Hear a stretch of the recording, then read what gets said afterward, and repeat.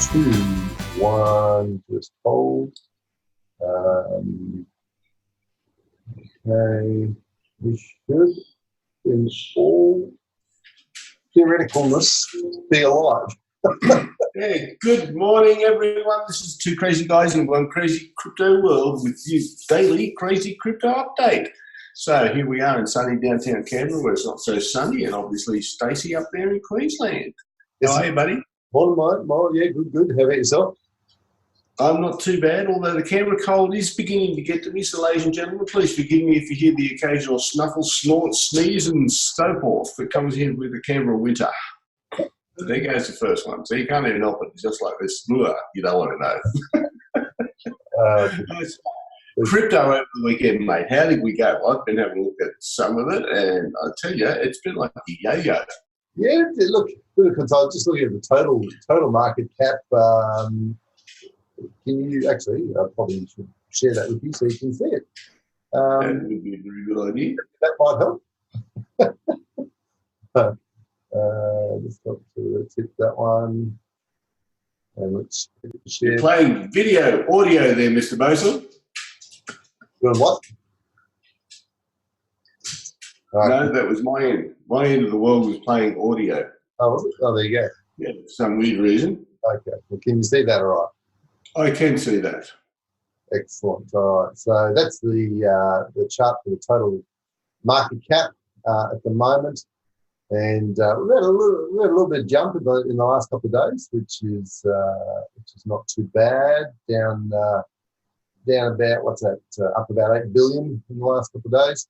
But a bit of sideways action, really. I think we had the big jump early, a bit more of a jump up in July, but then we've come back down again, and now it's just sort of trying to find its way.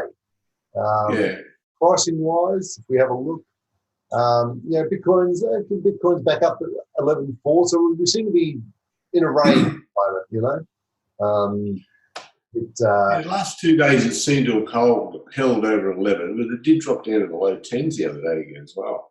Yeah. I saw at one point it actually broke below 10 very briefly.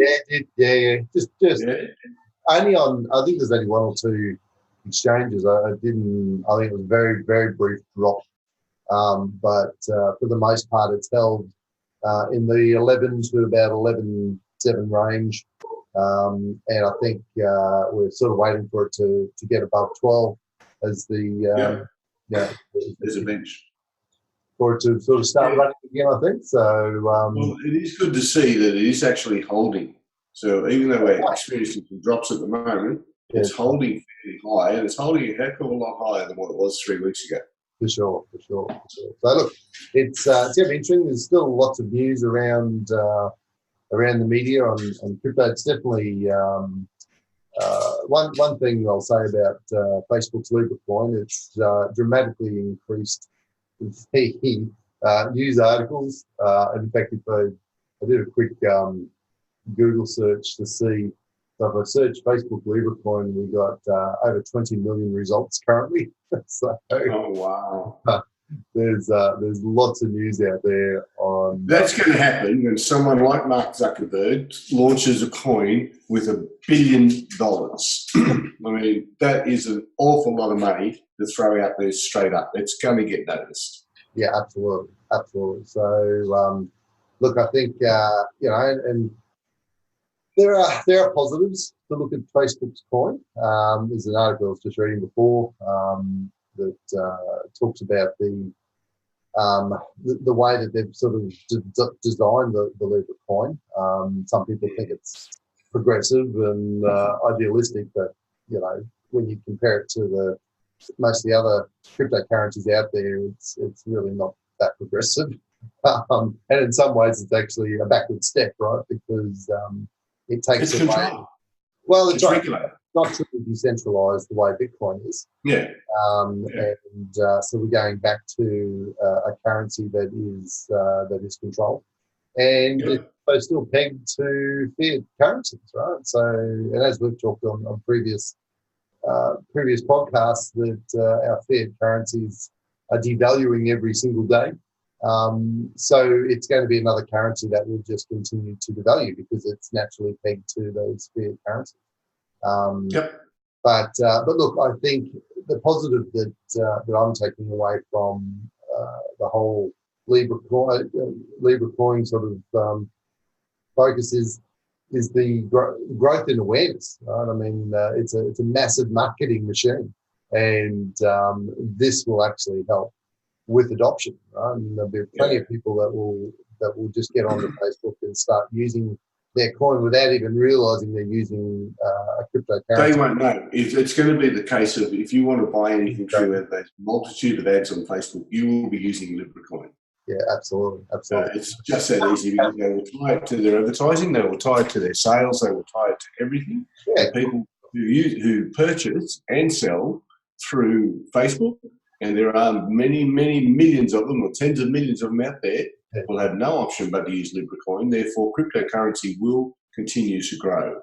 That's right. Just based on that. Yeah, whether LibraCoin will be super successful is yet to be seen, but the exposure that it will bring cryptos in general is pretty priceless. It will, absolutely. And we'll do a deeper dive into this for our Patreon subscribers.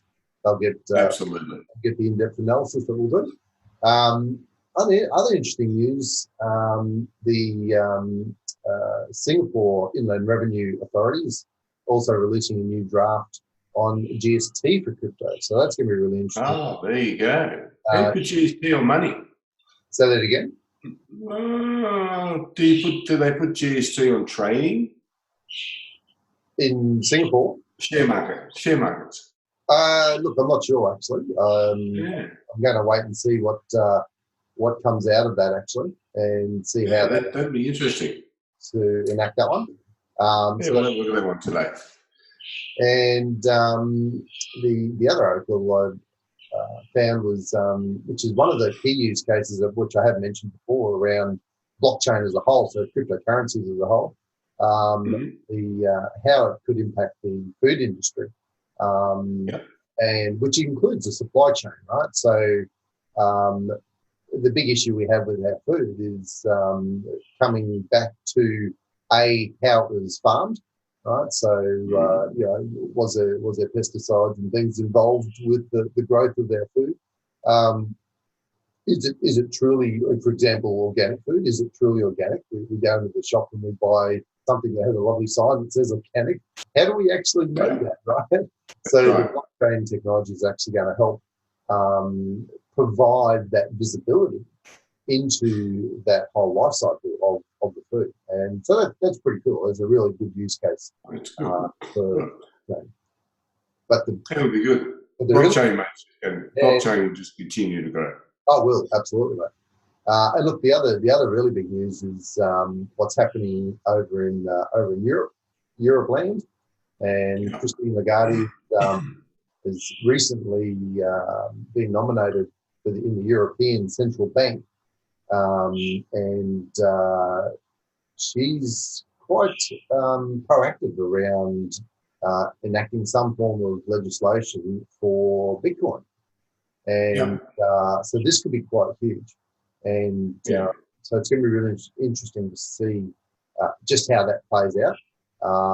She's making all the right sounds. And I think to a large degree, people have been very hesitant around the world to invest in cryptocurrencies because of the lack of clarity around legislation. Yeah, and also the volatility surrounding it. You know, some people invested and made millions, other people invested and lost their homes. Yeah, absolutely. And look, that's purely a personal thing because they did it the wrong way. But look, but it is volatile, and the key reason that it's volatile, and I'll go back to the market cap here.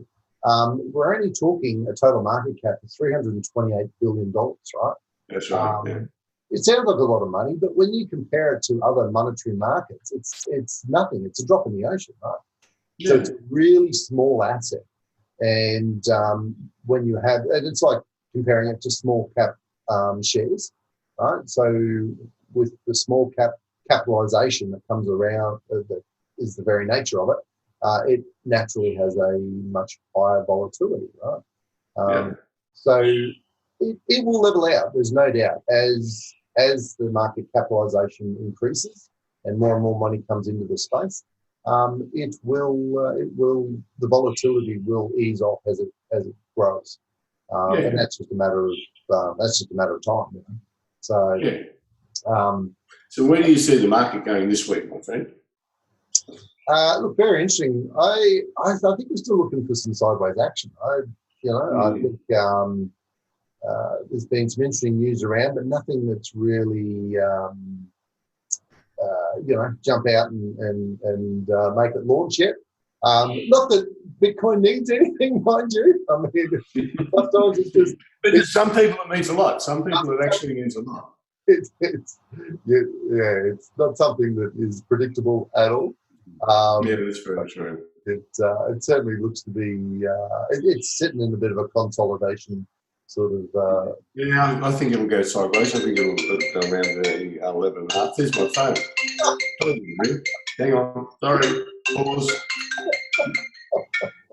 It's live, mate. We can't pause.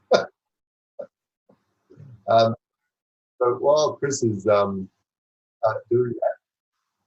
that, Chris, I think he's forgotten we're live. All right. Well, listen. I'll close this one off.